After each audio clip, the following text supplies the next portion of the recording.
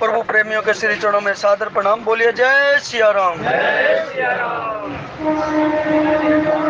चलते हैं श्री हरि के चरणों में। सभी से प्रार्थना, सभी सहयोग करेंगे।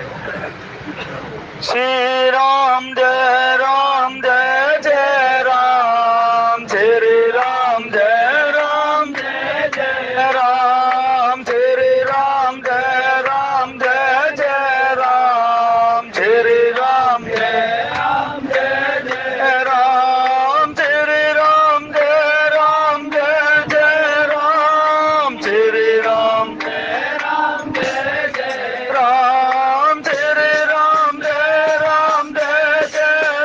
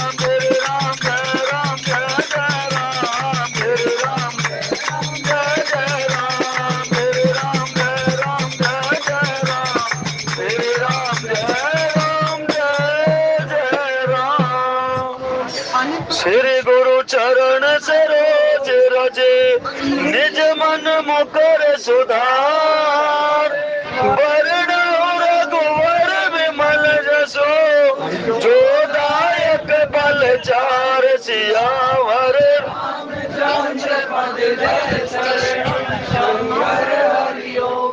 जय सिया राम। बोलिए शंकर भगवान की। आदरणीय प्रभु प्रेमियों, बड़ा ही पावन और वात्सल्य से भरा हुआ प्रसंग आप सभी के समक्ष विगत दिनों से चल रहा है। और प्रभु प्रेमियों, सभी वडीलों के रहते हुए हमें ये अवसर दिया, इसके काबिल तो हम नहीं, लेकिन अगर दूसरी तरफ से देखें तो इन वडीलों के सानिध्य में बैठ करके, अगर इनके चरणारविंद में बैठ करके और कुछ बोलने का सौभाग्य मिला इनके आशीर्वाद सहित, तो वो भी हमारे लिए सौभाग्य की बात, क्योंकि इनके सानिध्य में बैठ के अगर कुछ बोला जाएगा तो मेरे हिसाब से कुछ गलत बोला ही नहीं जाएगा, और अगर कुछ बोला भी गया तो इनके द्वारा उसको ठीक कर दिया जाएगा। तो इसलिए बड़े ही सौभाग्य की बात। और प्रभु प्रेमियों, जैसा कि सभी को विदित है, कल लगभग सभी गाड़ियों में उस परमपिता परमात्मा का नामकरण संस्कार बड़ी धूमधाम से मनाया जाएगा। और जैसे वडीलों का आदेश, प्रसाद की व्यवस्था भी रहेगी। और शनिवार को उस कृपामयी, दयामयी, वात्सल्य स्वरूपा माता राधा रानी का राधा अष्टमी का पावन पर्व शनिवार के दिन सभी जगहों पर बड़ी धूमधाम से मनाया जाएगा। और हमारे इस चलते फिरते मंदिरों में सोमवार के दिन, क्योंकि छुट्टी का दिन होने के कारण सोमवार के दिन बड़ी धूमधाम से सभी गाड़ियों में मनाया जाएगा और उचित प्रसाद की व्यवस्था भी रहेगी। तो प्रभु प्रेमियों, देखिए प्रसंग भी उसी के अनुसार। ग्रह ग्रह बाज बधावे सुबह, प्रगटे सुषमा कान, हर्षवंत सब जहत है, नगर नारी नर वृंद, सियावर रामचंद्र पद जय शरणम शंकर हरि ओम जय जय सिया राम। देखिए प्रभु प्रेमियों, जब राजा दशरथ महाराज ने जब पुत्र जन्म के कानों में बात सुनी तो बड़ा ही आनंदित माहौल अयोध्या जी का हो गया। और वहां पर घर घर मंगल में बधावा और यानी कि बाजे बजने लगे, सहनाइयां बजने लगी, संकीर्तन होने लगा, नाम उच्चारण होने लगा। और पाठों के द्वारा यानी साधु संतों के द्वारा और महान मुनियों के द्वारा वृद्धावली, बड़ावली और सभी यानी कि महाराज दशरथ के कुल की बढ़ाई सभी बड़ी धूमधाम से नाचते कूदते गा रहे हैं कि आज उस परमपिता परमात्मा का प्राकट्य हुआ। तो घर घर मंगल में बधावा बजने लगा।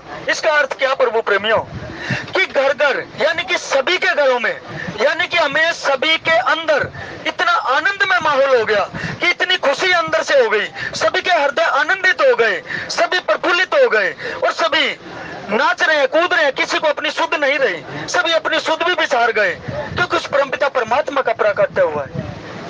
सभी के घरों का मतलब क्या है? एक अर्थ महात्मा जी यहाँ बताते कि सभी के घरों का अर्थ है कि सभी के हृदय में इतना आनंद हो गया, इतनी उमंग हो गई, इतनी चाव भर गया कि किसी को खान पान की और यहाँ तक कि कौन कैसा चल रहा है, किसी को चाल डाल की कुछ भी सुध बुध नहीं रही, सब कुछ अपनी सुध बुध भूल करके और सभी नाच रहे हैं, गा रहे हैं, आनंद में मस्त हो रहे हैं। जिस प्रकार से देखिए आप वृंदावन में जाकर के, अभी श्री जी के चरणों में जाकर के वहां पर कैसे कैसे भक्तों के द्वारा नाच गाने किए जा रहे हैं और कैसे कैसे उत्सव मनाए जा रहे हैं। उसी प्रकार से, ठीक उसी प्रकार से आज अयोध्या जी भी इसी प्रकार से साज सज्जा से परिपूर्ण हो रही है। और यहाँ पर देखिए गोस्वामी जी क्या लिख रहे हैं, अवधपुरी सोया ही भांति, प्रभु ही मिलन आई जनु राती, देखी भानु जनु मन सकुचानी, तदपि बनी संख्या अनुमानी।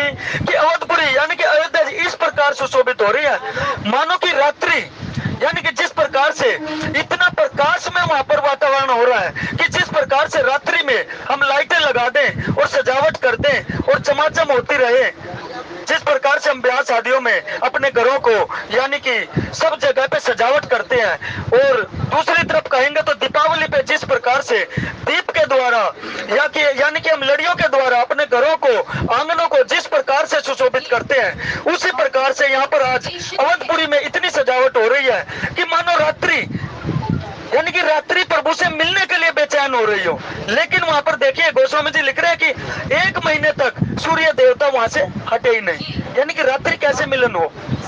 रात्रि सोच रही है कि मैं प्रभु का दर्शन जल्दी से करूं, लेकिन वहां पर तो सूर्य देव का आगमन, चंद्रमा भी आने के लिए तरस रहे हैं कि मैं कैसे आऊं। तो इस प्रकार से रात्रि भी मानो प्रभु से मिलने के लिए आई हो और सूर्य देवता को देख करके और वहां पर संकुचित हो गई हो कि सूर्य देवता के रहते मेरा आगमन तो हो ही नहीं सकता। लेकिन देखिए जैसी व्यवस्था हो, फिर यहाँ पर संकेत मिलता है कि जिस प्रकार की व्यवस्था हमें मिले, जैसी व्यवस्था मिले, फिर यहाँ पर गोस्वामी जी लिख रहे हैं कि रात्रि मन में विचार करके और मन में विचार करके संध्या क्या रह गई कि मैं इसी में प्रभु के आनंद में ही डूबी रहूं, मेरा नंबर जब आएगा आता रहेगा। इसी प्रकार से जैसी व्यवस्था हमें मिले, जहां पर भी सत्संग में जैसी व्यवस्था हमें मिले, उसी के अनुसार हमें आनंद में रहना चाहिए। खड़े होने की व्यवस्था मिले खड़े होके सुनिए, बैठने की व्यवस्था मिले बैठ के सुनिए, जिस प्रकार की व्यवस्था हमें मिले उसी में आनंदित रहना चाहिए, यानी कि उसी के अनुसार अपने आप को ढाल लेना चाहिए। कितने गहरे गहरे संकेत यहाँ पर गोस्वामी जी दे रहे हैं हमें। तो फिर कहते हैं कि कह कई सुता सुमित्रा दो, सुंदर सुत जनमत ओ, वह सुख संपत्ति समय समाजा, कही न सकई सारद अहि राजा।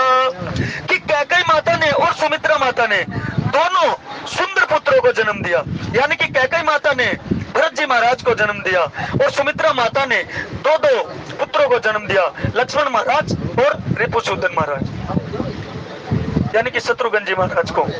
तो दोनों को यहाँ पर जन्म दिया और उस सुख और संपत्ति, समय और समाज का वर्णन यहाँ तक कि सरस्वती माता स्वयं करने में भी संकोचा जाती है। और यहाँ पर गोस्वामी जी लिखते हैं कि शेषनाग भी, देखिए शेषनाग महाराज संत महात्माओं से सुनने को मिला कि हर एक दिन में लाखों लाखों करोड़ों करोड़ों नाम, नए नित्य नए नाम, शेष महाराज नित्य नए नाम उस प्रभु के, उस परमपिता परमात्मा के हर घड़ी हर क्षण, एक क्षण भी व्यर्थ नहीं जाने देते प्रभु प्रेमियों। शेष महाराज उस परमपिता परमात्मा के, उस राम जी के अनेकों अनेकों लाखों करोड़ों नाम और नित्य नए नाम लेते हैं। तो आप देखिए उस परमपिता परमात्मा के कितने करोड़ों नाम होंगे, अनंत, ऐसे ही नहीं कह दिया कि अनंत, उसके नाम भी जिनके अनंत हो तो वो स्वयं तो अनंत होंगे ही ना प्रभु प्रेमियों।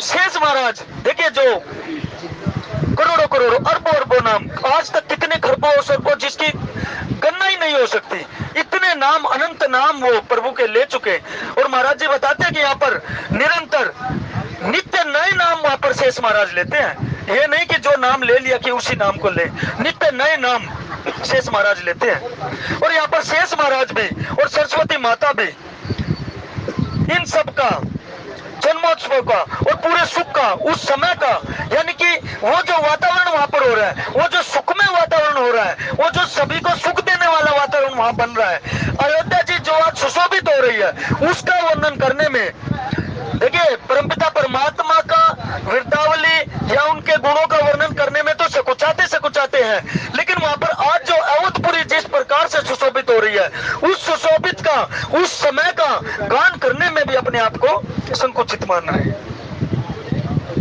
तो इस प्रकार से और प्रभु प्रेमियों देखिए एक कथा संतों के माध्यम से सुनने को मिली कि कैकेयी माता ने, किसी ने वहां पर प्रश्न खड़ा किया कि कैकेयी माता ने रथ के अंदर अपनी उस कील की जगह पे अपनी उंगली डाल दी, क्या उंगली में इतना सामर्थ्य था कि उसने उस पहिए को भी रोक लिया?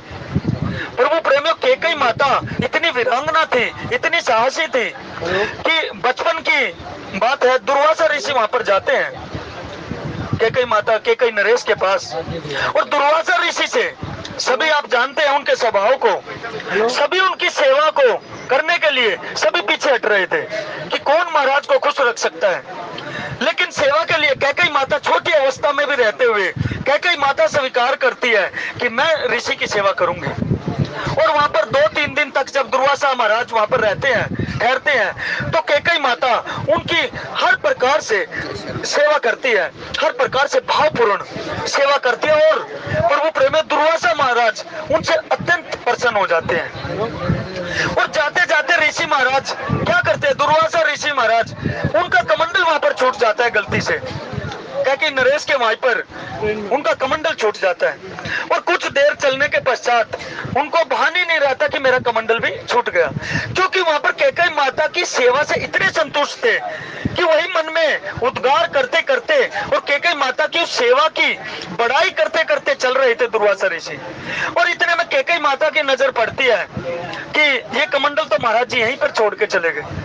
तो प्रभु प्रेमियों कमंडल लेके भागती है कैकेयी माता उनके पीछे पीछे। देखिए यहाँ पर फिर से सवाल होता है कि वहां पर क्या राजमहल में कोई ऐसा था ही नहीं जो कि कमंडल को भी देने आ सके। लेकिन प्रभु प्रेमियों ये भी एक विधान है।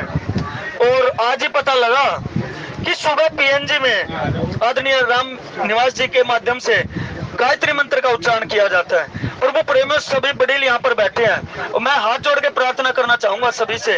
और जैसा हमने संतों से सुना कि गायत्री मंत्र का उच्चारण ऐसे सार्वजनिक करना ठीक नहीं है, बाकी जो विधान अगर कहेंगे तो वो अकेले में बता भी देंगे, वो सभी के लिए उचित नहीं है। और ऐसे सार्वजनिक रूप से, क्योंकि वो गुरु मंत्र भी है, दीक्षा मंत्र भी, और दीक्षा मंत्र का कभी भी उच्चारण सार्वजनिक रूप से करना नहीं चाहिए। तो इस प्रकार से प्रार्थना है, बाकी जो अगर धारण करे तो अच्छी बात, ना करे तो और भी अच्छी बात।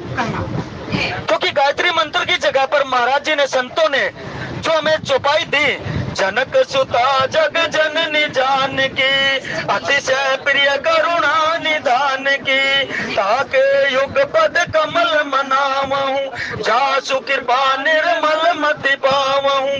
तो प्रभु प्रेमियों इस चौपाई का आप सर्वत्र गायन, जाप, जप, ध्यान कभी भी कर सकते हैं, उठते बैठते चलते फिरते जैसे मर्जी उच्चारण कीजिए, कोई दिक्कत नहीं।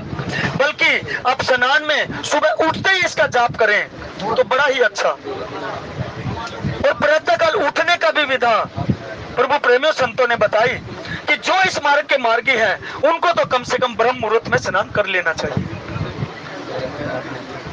ब्रह्म मुहूर्त की अलग अलग है, 4 से 5 भी ब्रह्म मुहूर्त है और सूर्योदय से पहले भी ब्रह्म मुहूर्त है।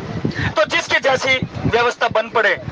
और जो इस मार्ग पर चल रहे हैं उनसे तो करवत प्रार्थना है कि कृपया 4 बजे उठने का प्रयास करें, अगर शारीरिक व्याधि नहीं है तो। बाकी सभी की शारीरिक अवस्था जैसी हो वैसी छूट भी, देखिए कलयुग में कितनी छूट मिली हुई हमें, महात्मा जी कितनी छूट दे देते हमें, गोस्वामी जी ने भी कितनी छूट दी।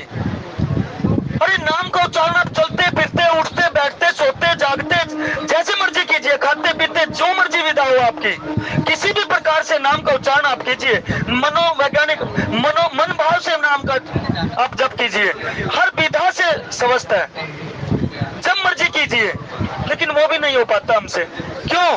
क्योंकि ये जो मन है, चंद्रमा रूपी मन जो हमारे अंदर बैठा है, ये बड़ा पापी है। ये अलग अलग व्यवस्थाओं में अलग अलग थोड़ा सा भी कुछ उत्तेजना जनिक देखता है तो हम उसी में रमण होना शुरू हो जाते हैं। तो इसको कंट्रोल करने के लिए ही महात्मा जी ये सब बताते हैं कि चौपाइयों का गान करे, महात्माओं का, जैसे कि कल ऋषि पंचमी थी तो ऋषि महात्माओं का नाम उच्चारण करे, ऋषि महात्माओं का नाम ले सुबह सुबह उठते उठते, और धरती पर पैर रखने से पहले प्रभु प्रेमियों धरती माता को प्रणाम अवश्य करें। आप थोड़ा थोड़ा चलने का प्रयास करें, आपकी दशा और दिशा अपने आप परिवर्तित हो जाएगी। थोड़ा थोड़ा चलने का प्रयास करें। तो इसी प्रकार कैकेयी माता जब कमंडल लेकर के चलती है और जाकर के आवाज लगाते हैं कि महात्मा जी आपका कमंडल छूट गया, और वहां पर महात्मा जी बताते हैं कि बाएं हाथ से माता ने कमंडल को पकड़ा हुआ था, और दुर्वासा ऋषि लेकर के कमंडल कहते हैं कि बेटी आज से ये तेरा जो बायां हाथ है ये वज्र का हो जाएगा। आप आज कोई भी दुनिया में सृष्टि के अंदर कोई ऐसी वस्तु नहीं बनी, कोई ब्रह्मास्त्र कोई भी इस पे आपके हाथ पे काम नहीं करेगा जो कि इसको विदर्ण कर सके। प्रभु प्रेमियों, वो उंगली कैकेयी माता ने वहां पर दशरथ महाराज के रथ के जो किले की जगह पे, जो आप सभी कथा जानते हैं, किले की जगह पर जो उंगली दी थी वो उस बाएं हाथ की उंगली थी, जो कि बज्र की थी, जो कि दुर्वासा महाराज के द्वारा आशीर्वाद के रूप में कैकेयी माता को प्राप्त था। तो साधारण नहीं थी कैकेयी माता। जब प्रसंग आएगा तो महात्मा से आप देखना कैकेयी माता की क्या विधा है। कौशल्या माता के बारे में आप सभी सुनते हैं, कैकेयी माता का भी देखना आप चरित्र कैसा है। और सुमित्रा माता तो गौण रूप से कुछ बोलते ही नहीं कभी। कैकेयी माता की विधा तो कुछ अलग ही है। तो प्रभु प्रेमियों, श्री राम जय राम जय जय राम, श्री राम जय राम जय जय राम, श्री राम जय राम जय जय राम, श्री राम जय राम जय जय राम। देखिए यहाँ पर कहते हैं कि धूप दीप नैवेद्य, जैसे कि हमारे वडील बताते कि धूप दीप नैवेद्य सभी कर करके, और वहां पर गायन कर रहे हैं, वृंदावली गा रहे हैं, पूरे कुल की बड़ाई गा रहे हैं, और राजमहल में पूरी लालिमा छाई हुई है। और इस प्रकार से महलों में मणि माणिक समूहों से पूरा, जैसे कि मणि माणिक ऐसे चमक रहे हैं जैसे कि आकाश में तारागण चमकते हैं। तो इस प्रकार से जो रात्रि है वो भी देख देख के सुशोभित हो रही है कि मेरा आगमन नहीं हुआ, लेकिन मुझे जो मेरी जो पूर्ण रूप से मेरे आगमन के बाद जैसी व्यवस्था बननी थी वैसी व्यवस्था तो अभी भी बनी हुई है। इस प्रकार से रात्रि भी बुरा नहीं मान रही, रात्रि भी खड़ी होकर के वहां पर एक तरह से अपने बारी का, अपने ट्रंक का वहां पर इंतजार करते हुए भी, लेकिन उसके मन में तनिक भी ऐसा नहीं कि मेरा इंतजार कब खत्म होगा, लेकिन उसी में आनंदित है, उसी को देख देख कर आनंदित हो रही है कि इतना तो मेरे आगमन के पश्चात भी यहाँ पर चमक दमक नहीं होनी थी जितनी की चमक दमक अभी हो रही है। जो यहाँ पर पूरा महल में मणि माणिकों से जो चमक बनी हुई थी वो तारागणों की चमक को भी फीकी कर रही थी, इतनी ज्यादा चमक वहां पर बन रही थी। और भवन वेद दुनिया अति मृदुबानी, जनु का गम कर समय जनुसानी, कौतुक देखी पतंग बुलाना, एक मास ते जात न जाना। और देखिए पूरे राजमहल के अंदर कितनी कोमल वाणी से वेदों की ध्वनि उच्चारण हो रही है और वेद गायन किए जा रहे हैं, और वही मानो कि पक्षियों की चहचहाट। देखिए वहां पर जब इतने सारे कई भगत जन इकट्ठे होकर के कोई गायन करते हैं, थोड़ी थोड़ी अगर देखिए जब यहाँ पर धुनी लगती है श्री राम जय राम की, अगर कोई थोड़ी थोड़ी जिसके होठ भी हिलते हो वहां से लेकर के वहां तक कितनी आवाज गूंजेगी, कितनी चहचहाट, कितनी सुंदरता। और कितने देखिए एक आदमी कहीं भी खड़े होकर के अपने घर में सभी पूजा पाठ करते हैं, जिसको जैसी विधा है, जिसकी जैसी वृत्ति बनी हुई है, जो जिस मार्ग पर लगा हुआ है। लेकिन जब सामूहिक संकीर्तन करते हैं, सामूहिक संकीर्तन का फल उससे कई गुना बढ़ जाता है। सामूहिक रूप से जब परमपिता परमात्मा का गायन होता है, नाम का उच्चारण होता है, तो उसका फल उससे भी कई गुना बढ़ जाता है। तो इस प्रकार से यहाँ पर भी सामूहिक रूप से पूरी अयोध्यावासी इकट्ठा होकर के सामूहिक वृंदावली गा रहे हैं, वेद ध्वनि उच्चारण हो रही है, और यहाँ पर कोमल वाणी से मानो कि पक्षियों की चहचहाट से सनी हुई वाणी यहाँ पर बोली जा रही है। और ये सारा कौतुक सूर्य भगवान भी देख करके और अपनी चाल को भूल जाते हैं, यानी कि वहां से हिलने का मन ही नहीं करता। जब देखे प्रभु प्रेमियों किसी महात्मा की कथा में जब रसपान होने लगे ना, तो हमें स्टेशनों का भान ही नहीं रहता, और भान होते होते भी हम बाहर की तरफ भी नहीं देखते। ट्रेन चाहे कहीं भी रुकी हो, किसी को कोई फर्क नहीं पड़ता। क्या हम देखिए बार बार बाहर झांकिए, व्हाट्सएप देखिए, क्या हम उसको चला सकते हैं? क्या हमारे बार बार व्हाट्सएप देखने से या किसी को फोन करने से क्या हम ट्रेन को 1 इंच भी आगे पीछे कर सकते हैं? नहीं कर सकते। तो बैठ करके क्यों नहीं सत्संग का आनंद लिया जाए? चाहे आधा घंटा रुके, 1 घंटा रुके, वो तो अपने हिसाब से चलेगी। हम चाहे व्यतीत हो या ना हो, वो अपने समानुकूल ही चलेगी। तो इस प्रकार से सूर्य भगवान भी वहां पर देख देख के आनंदित, इतने आनंद में सराबोर हो गए कि 1 महीने तक उसको पता ही नहीं चला कि मुझे आगे भी चलना है, और मेरे पीछे रात्रि भी इंतजार करती हुई, वो चंद्रमा भी अपनी बारी के इंतजार में बैठा हुआ है। तो वहां पर सूर्य भगवान अपना सब कुछ भूल जाते हैं, और 1 महीने तक महात्मा जी कहते हैं कि उसको 1 महीना इतना छोटा सा लगता है कि अभी तो मैं आया था, अभी मैं कैसे चला जाऊं। तो 1 महीना भी बहुत तुच्छ जान पड़ता है, जैसे कि एक पल में 1 महीना बीत गया। उनको पता ही नहीं लगता और सोचते हैं कि मैं अभी और रुका रहूं और आनंदित हूं। तो इस प्रकार से मास दिवस कर दिवस भा मरम न जान कोई, रथ समेत रवि था कहूं निशा कवन विधि हो सियावर।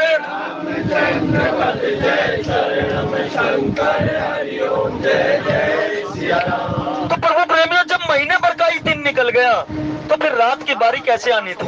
एक महीने तक तो रात की बारी आनी नहीं थी। तो इस रहस्य को, लेकिन देखिए, इस रहस्य को कोई नहीं जान सका। और हम भी जब कथा में किसी महात्मा के द्वारा कथा हो रही है और उसमें सरोबार होकर के उसमें बिल्कुल ध्यान पूर्वक अगर हम सुन रहे हो तो बाहर हमें पता ही नहीं लगेगा कि होलम भी आई है कि नरेला आ गया। इसी प्रकार से गोस्वामी तुलसीदास जी हमें बार बार समझाने का, देखिए, सूत्र भरे पड़े हैं।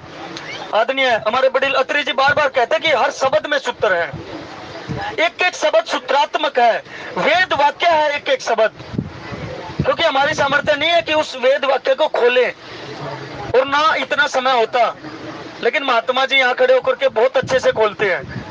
तो एक एक वाक्य को जब खोलते हैं ना प्रभु प्रेमियों, तो ऐसे खुलता चला जाता। कभी किसी तात्विक संत के शरण में बैठ करके आप सुन के देखना प्रसंग। तो इस रहस्य को कोई भी नहीं जान पाया क्योंकि सभी अपनी मस्ती में मस्त थे और वहां पर आनंद में सराबोर हो रहे थे। नाच गान में, वृद्धावलियों में, वेद गायन में, वेद ध्वनि में, सभी वहां पर इतने आनंदित थे कि किसी को पता ही नहीं लगा कि हमें। और यहाँ तक देखिए कमाल की बात, किसी को भूख प्यास भी नहीं सताई, भूख प्यास ने भी नहीं सताया किसी को। एक महीना तक देखिए अपने नित्य कर्म भी सभी भूल गए और किसी को नित्य कर्म ने भी नहीं सताया। लेकिन हम तो 1 घंटा, कहीं 2 घंटा, 3 घंटे की कथा होती है। जब महात्माओं की कथा होती है उन 3 घंटों में भी उचाटी बन जाती है बैठे बैठे कईयों के। हमारे साथ कई बार जाते हैं तो वहां पर देखने को मिलता है कि कईयों के उचाटी हो जाते, 3 महीने भी नहीं बैठ, 3 घंटे भी नहीं बैठ सकते एक आसन से। और जिनको कथा में रति हो जाती है उनको पता भी नहीं लगता 3 घंटे कब बीत गए। वहां पर महात्माओं की कथा सुनते सुनते 3 घंटे का पता भी नहीं लगता। क्योंकि देखिए, जब हम किसी एग्जाम में जाते हैं, किसी के 10th के 12th के एग्जाम हो, 3 घंटे के होते हैं। 3 घंटे जब उसको पहले होते थे, हमारे टाइम में तो 3 घंटे के होते थे भाई, अब पता नहीं जो भी होता हूँ। तो जब 3 घंटे का एग्जाम होता था, 3 घंटे का एग्जाम इतनी जल्दी निबट जाता था कि क्वेश्चन रह भी जाते थे और पता नहीं लगता था। जब टाइम पता लगता था कि 3 घंटे हो गए कि अभी तो मैंने ये बचा है, तो 3 घंटे, क्योंकि हमारी पूरी सारी इंद्रियों का कंट्रोल और सभी का ध्यान केवल और केवल उस एग्जाम में होता है। इसलिए हमें बाहर का कुछ भी पता नहीं होता कि अभी हम कहाँ हैं। केवल ध्यान उसमें एग्जाम में होता है कि कहीं मैं फेल ना हो जाऊं, कहीं मेरे नंबर कम ना हो जाए, कहीं कोई क्वेश्चन छूट ना जाए। इसलिए बाहर किसी का बाहरी वृत्ति नहीं होती, आंतरिक वृत्ति हो जाती है उस टाइम। और जब आप सत्संग में आंतरिक वृत्ति के द्वारा कथा पान करेंगे तो आप अंदर ही अंदर, जितना आनंद वहां पर अयोध्या में आज बरस रहा है, उतना आनंद अंदर ही अंदर आपके हिलोरे भी मारने लगेगा। तो इस प्रकार से आगे चलकर कहते हैं, यह रहस्य काहू नहीं जाना, दिन मन चले करत गुण गाना, देखी महोत्सव सुर मुनि नागा, चले भवन बरनत निज भागा। और यह रहस्य किसी ने भी नहीं जाना। सूर्य देव भगवान श्री राम जी का गुणगान करते हुए चल रहे हैं और यह महोत्सव देख करके देवता, मुनि और नाग अपने भाग्य की सराहना करते हुए अपने अपने घर को गए। प्रभु प्रेमियों, भाग्य की सराहना क्यों? क्योंकि देखिए, उस परमपिता परमात्मा की वृद्धावली, गायन, वेद वाक्य सुनते सुनते, और जब हम भी कथा में, सत्संग में जब हम जाते हैं तो ये भी अपने भाग्य की सराहना समझिए। आप बड़े भागी हैं। बार बार कथावाचक यहाँ पर खड़े होकर बोलते हैं, संत महात्मा बोलते हैं कि आप बड़े भाग्यशाली हैं। उसका अर्थ यही है भाग्यशाली, कि भाग्यशाली क्यों? क्योंकि आपको तो सहज में ही सत्संग मिल गया, सहज में ही कथा पान हो गया।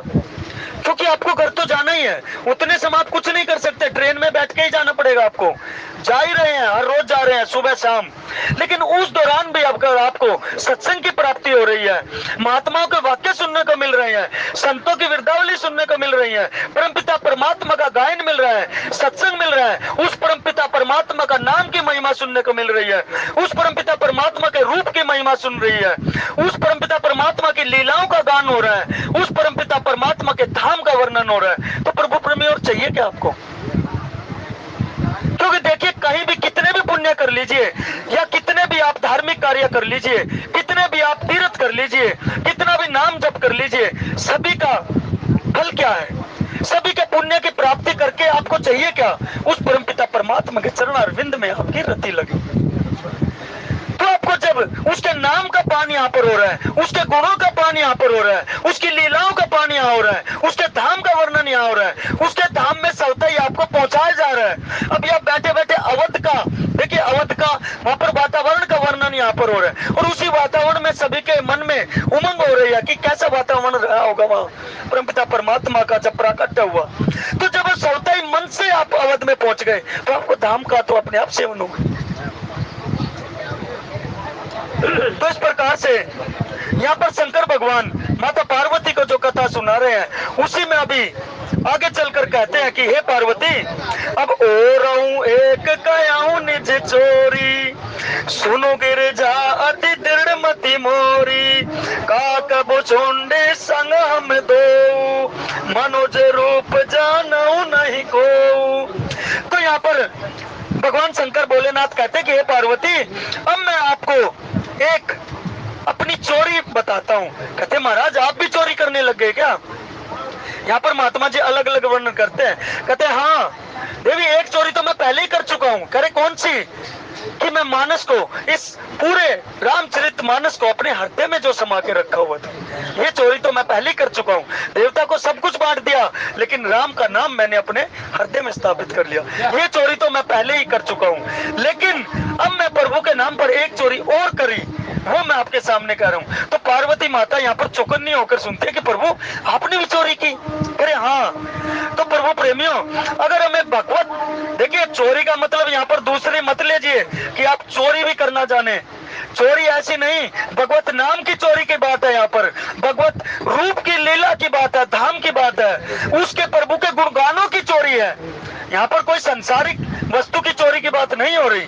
तो यहाँ पर शंकर भगवान कहते कि सुन गिरजा, क्योंकि तेरी मति, मैं तेरे को क्यों बता रहा हूँ, देखिए यहाँ पर फिर से एक सूत्र मिलता है कि तेरी मति उस राम नाम में दृढ़ है, दृढ़ रूप से रति है तेरी, उस राम नाम में अच्छे से रति बनी हुई है तेरी, इसलिए मैं तेरे को ये रहस्य बता रहा हूँ।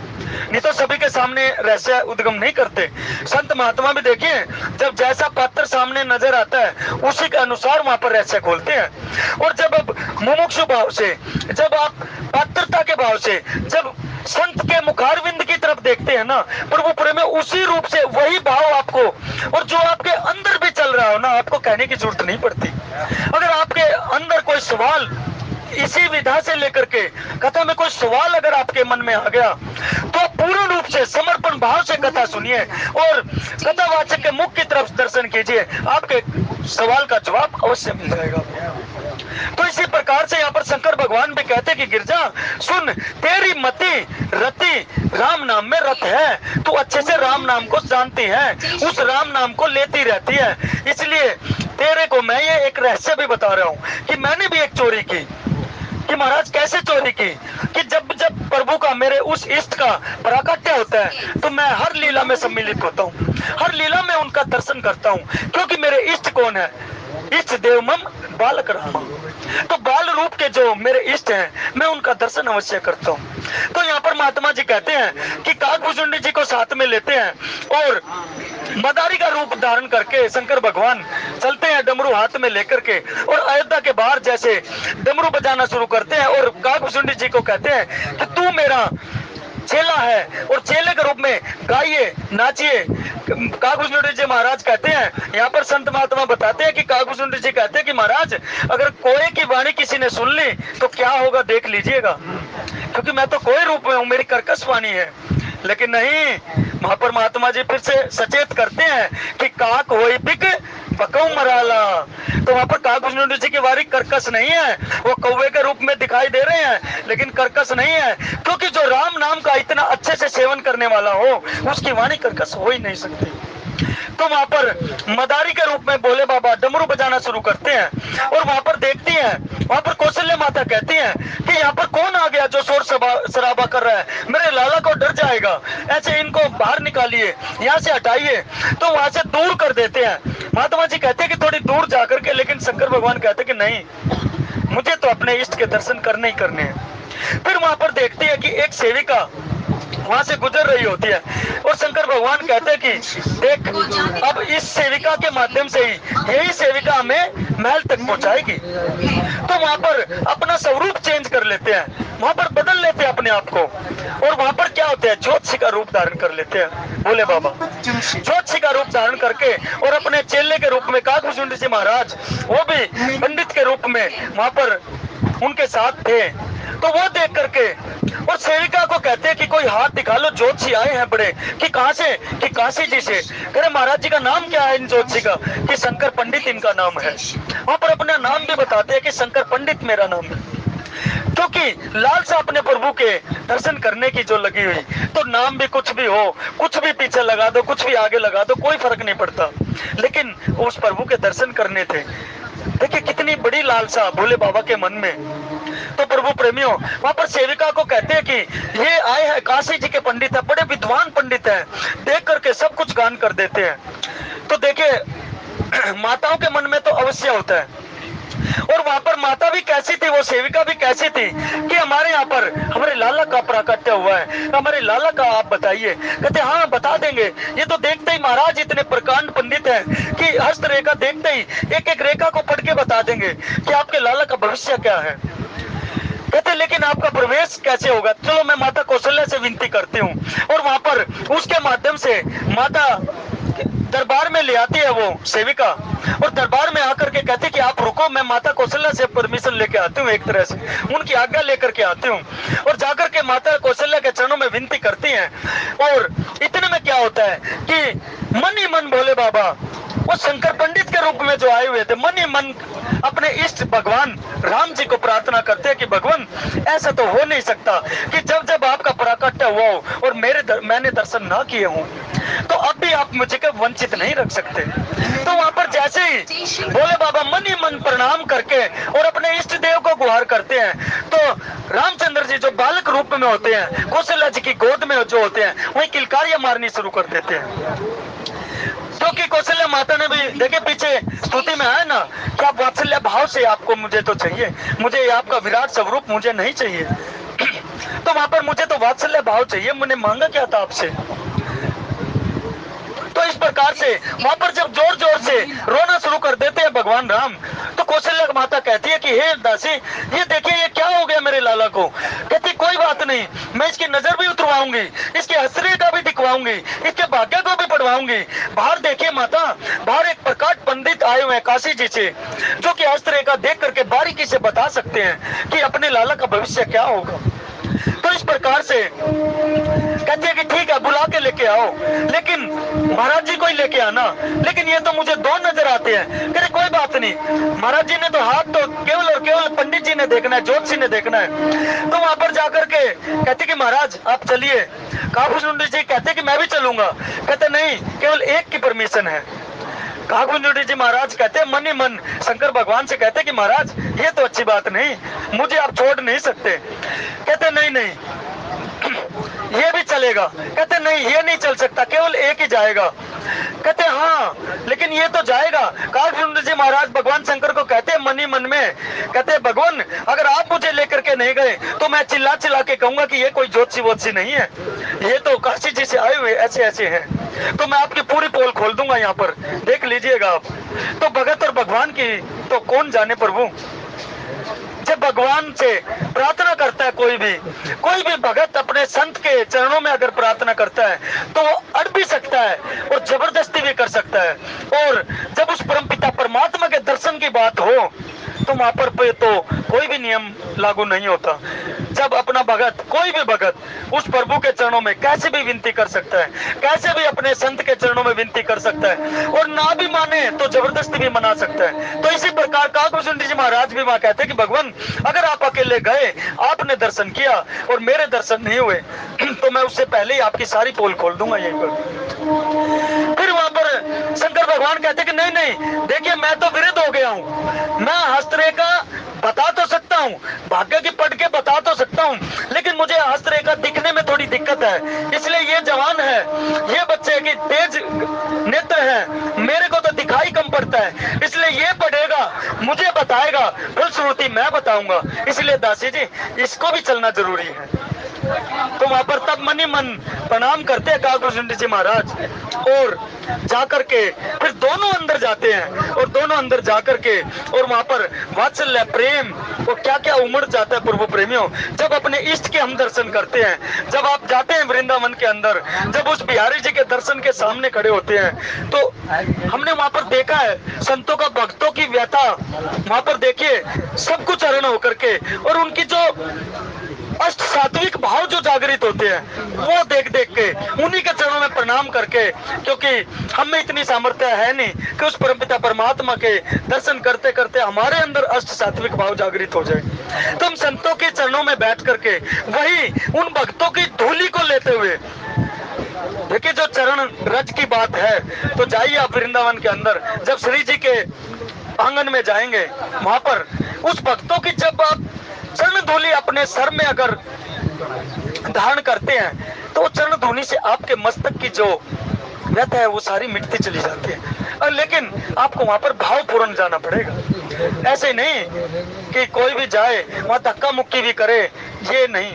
आप जब भाव सहित वहां पर जाएंगे, भाव सहित जब आप श्री जी के चरणों के दर्शन करेंगे, मुखारविंद का दर्शन करेंगे, जब उस बिहारी जी के उस टेढ़े मुकुट का दर्शन करेंगे, जब उस मुरली का दर्शन करेंगे, और जब शिख से नख तक आप दर्शन करेंगे।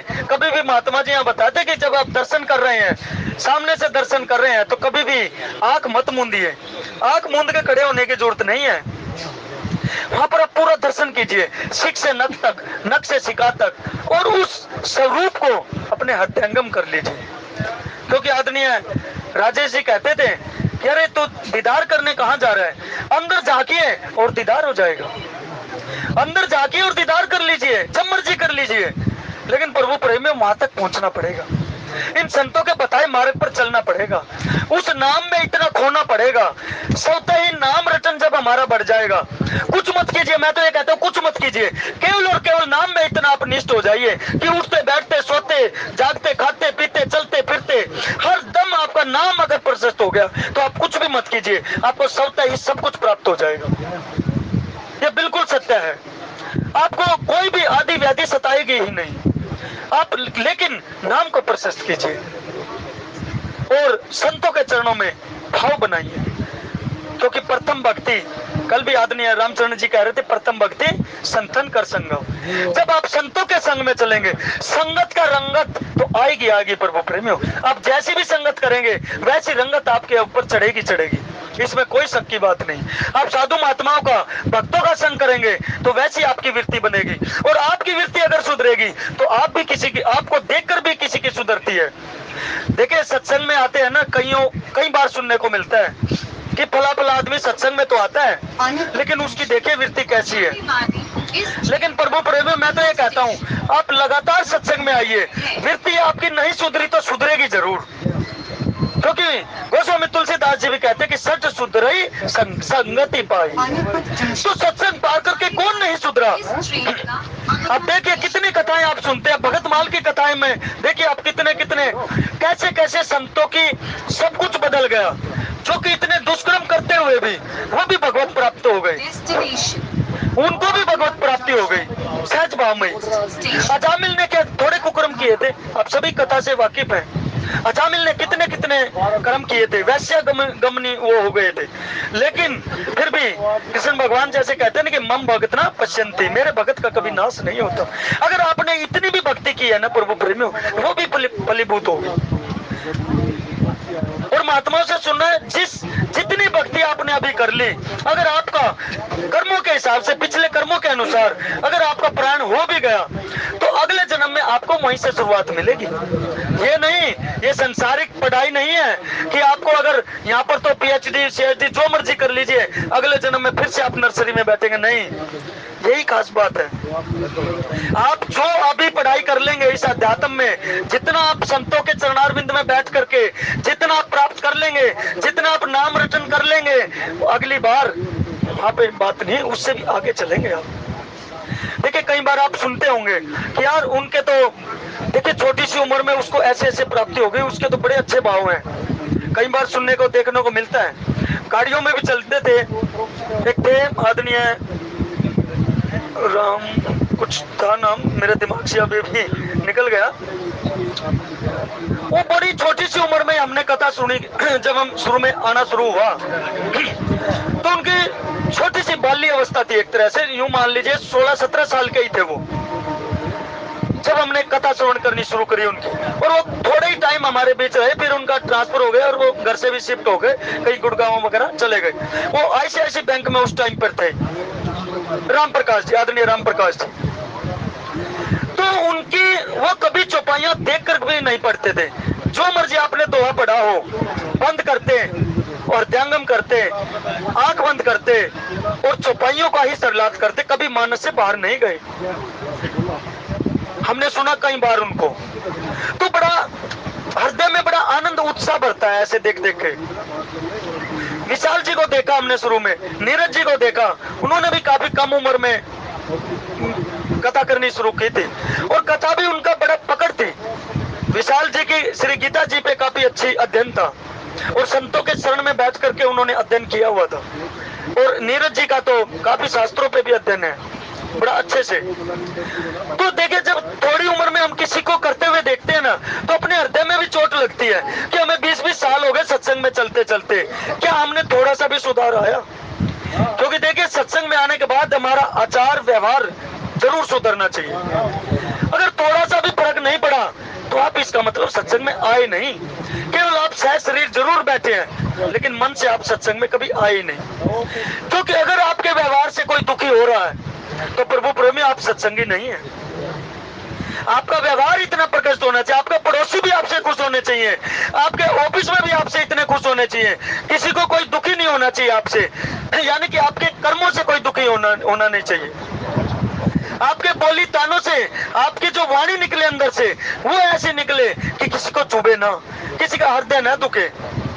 इसलिए बार बार कहते हैं कि भला अगर नहीं कर सकते तो बुरा भी किसी का मत करो। अरे कम से कम बराबर तो रह लेंगे, संसारिक है ये तो बात बिल्कुल संसारिक है कि भाई बुरा नहीं करो, भला मत करो। आपसे भला करने की वृत्ति नहीं बनी तो कोई बात नहीं, बुरा मत करो, बस कम से कम बराबर तो रह लोगे।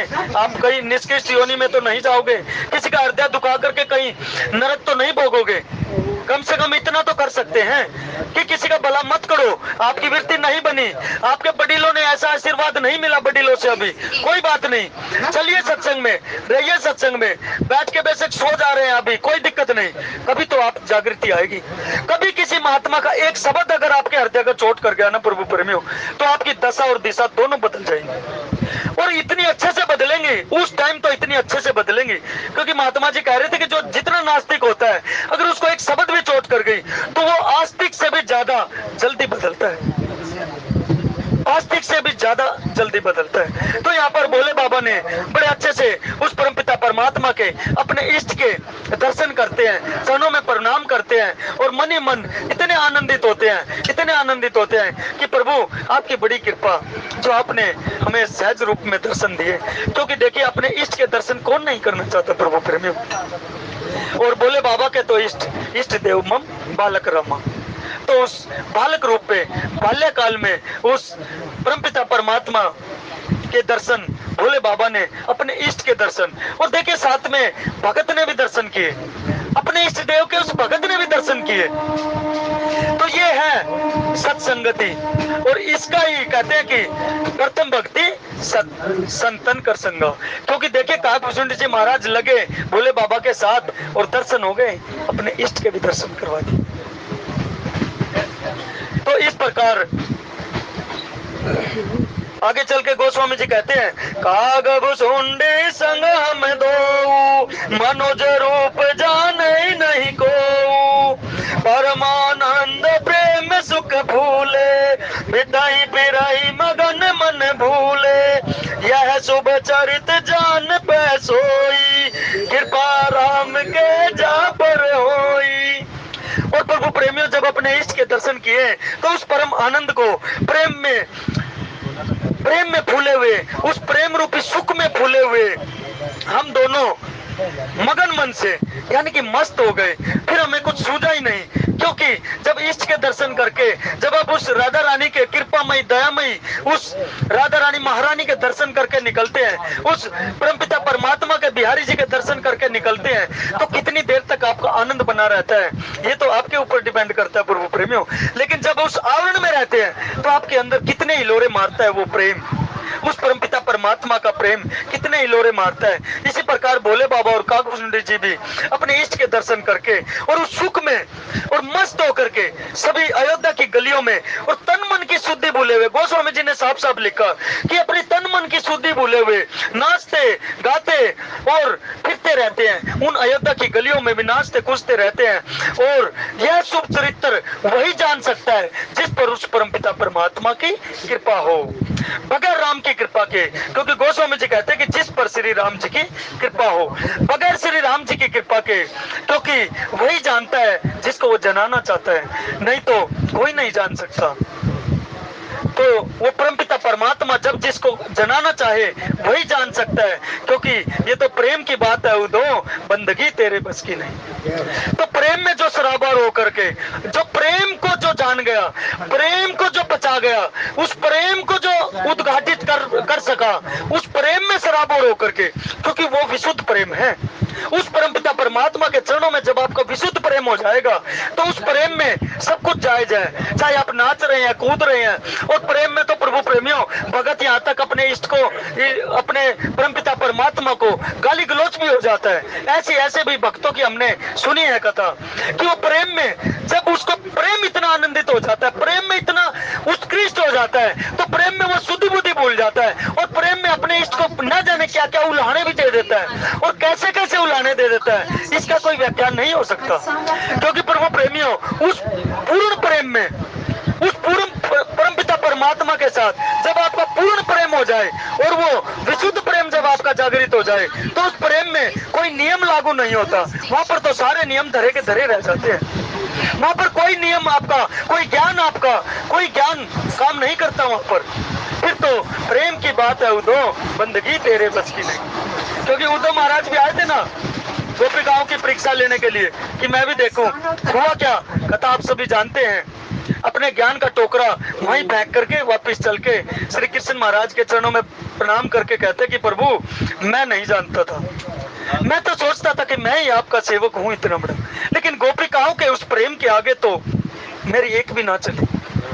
वो गोपिकाओं के प्रेम में, उनका प्रेम तो इतना प्रगाढ़ कि उनके प्रेम के आगे तो मेरा ज्ञान, मुझे पता ही नहीं लगा कि कहाँ छूमंतर हो गया। उनके वो प्रेम में आपके इतना सरोबोर है। कहती क्या है गोपिका, उद्धव महाराज कहते हैं कि ये मन किसको दे बैठे आप, ये कहाँ उनके चक्कर में घूम रही हैं, वो तो छलिया है, वो तो कपटी है। कहती कोई बात नहीं उद्धव महाराज, ये मन कितने हैं, 10, 20, 50 मन तो नहीं है, मन एक है। और वो कहाँ गया, वो तो मेरे मोहन के संग चला गया। अब आप किससे बात कर रहे हो, हमें कुछ नहीं पता, आप करिए आप जो बात करनी है, लेकिन ये मन 10, 20 नहीं है उद्धव, ये मन तो उस कृष्ण कन्हैया के चरणों में रम गया है, उनके रोम रोम में रम चुका है। क्योंकि प्रभु प्रेमियों जो गोपिकाएं हैं वो है क्या आखिर, महात्मा जी बताते हैं कि जो श्री कृष्ण महाराज का जो प्रेम प्रकट होता है, जो रोम रोम से प्रेम प्रकट होता है, वही गोपिकाओं के स्वरूप है। वही उस कृष्ण महाराज की जो रोम रोम से जो प्रेम प्रकट हुआ, वही गोपिकाओं का रूप धारण करके उस वृंदावन की गलियों में बहता है, वही प्रेम है। गोपिकाएं कोई स्त्री स्वरूप नहीं है, ये भूल मत कर जाना कभी भी कि स्त्रियां हैं। वो गोपिकाएं स्त्रियां स्वरूप नहीं है, वो तो कुछ जैसा महात्माओं का आदेश। आज की कथा के बाद जो भी आप सभी के आशीर्वाद से हो पाए, भगवान शंकर और माता पार्वती के चरणों में समर्पित करते हुए त्रुटि के लिए मैं क्षमा प्रार्थी। बोलिए जय सिया राम। जय सिया राम।